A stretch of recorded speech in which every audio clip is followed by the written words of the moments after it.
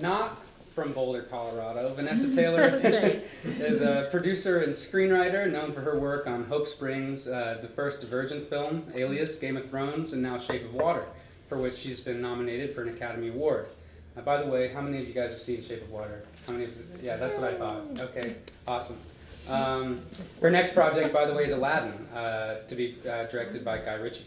As a child, Vanessa wrote fairy tales, if I can believe anything I've read about you on the internet now. In high school, she attended Interlochen in Michigan, which is crazy for me because I went to Cranbrook, also in Michigan. Oh my God, sure, Yeah. sure. So, Vanessa, I'd also like to introduce to you this community of mythology and depth psychology alumni from Pacifica Graduate Institute. You've already met some of these students here with me, and here from the studio school.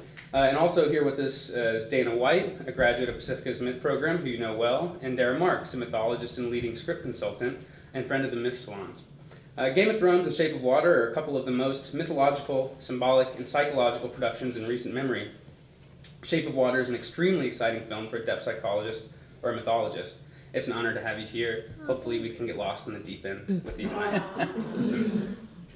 So I wanted to start, just break the ice with a question.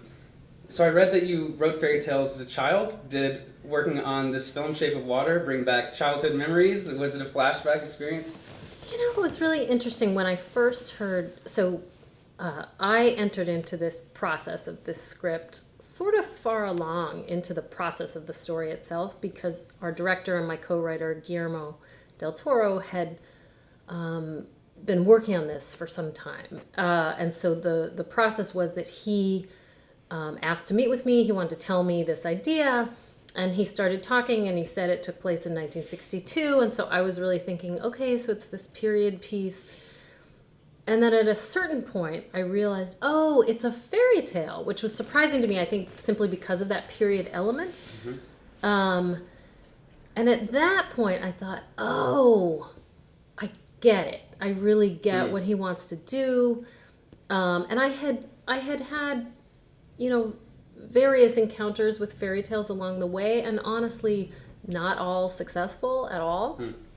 I actually had many, right at the very beginning of my trying to work on the feature film side of the business, I had adapted actually one of my favorite books of all time, which was a retelling of Beauty and the Beast. And that just went nowhere. And then they obviously made the Disney version of Beauty and the Beast, which is quite different. So yeah, you know, I feel like I've had many, many different encounters with fairy tales, but I find them still quite challenging, which is funny because you think of them as being simple and also complex because they have psychological depth.